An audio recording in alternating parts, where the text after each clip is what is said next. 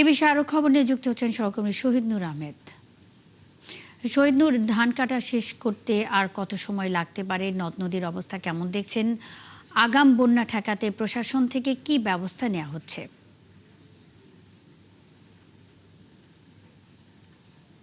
এখন আমরা গত এক সপ্তাহ যাবৎ সুনামগঞ্জের এই ফসল তথ্য জানাচ্ছিলাম। আসলে এখানে কোনো স্বস্তির খবর নেই। বলা যায় যে এইখানে দুর্ভোগ এবং উদ্বেগ উৎকণ্ঠাই বাড়ছে। আমি যদি জানানোর চেষ্টা করি, এখন যেখানটাতে আছি এটি হচ্ছে দেখার হাওর। এই বিস্তীর্ণ হাওরে ধান পেকে আছে, কিন্তু এখনো পর্যন্ত মাঠে কৃষকরা আসলে যাননি এবং ধান যে উঁচু অংশে তারা রেখে গেছেন সেটিও যে মাড়াই করবেন বা শুকানো দিবেন সেটিও কিন্তু আমরা দেখছি না। অর্থাৎ এই যে প্রতিকূল আবহাওয়ায় বৃষ্টিপাত এবং বজ্রপাতের ভয়ে কৃষকরা বের হতে পারছেন না। এর ফলে ধান কাটা বিলম্বিত হচ্ছে।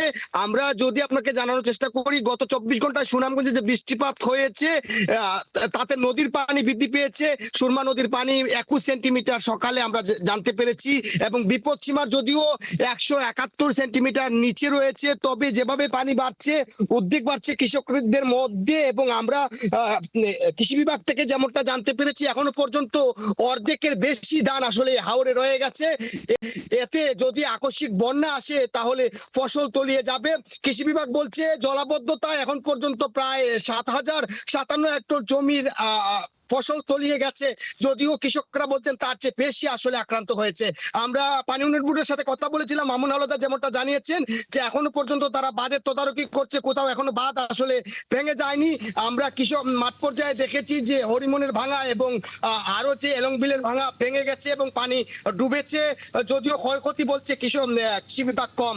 আমরা আসলে কৃষকরা বলছেন ধান কাটা যাচ্ছে না শ্রমিক সংকটের কারণে, এতে বিপাকেই পড়েছেন। যদি পাহাড়ি ঢল আসে তাহলে ফসল তলিয়ে যাবে। শহীদ নূর আহমেদ, আপনি আছেন, খবর রাখতে থাকুন, সঙ্গেই থাকবেন। সুনামগঞ্জে বৃষ্টিতে বন্যা ও ফসল নষ্টের আশঙ্কা করা হচ্ছে, এই বিষয়ে কথা বলতে শহীদ নূর আহমেদ যুক্ত ছিলেন।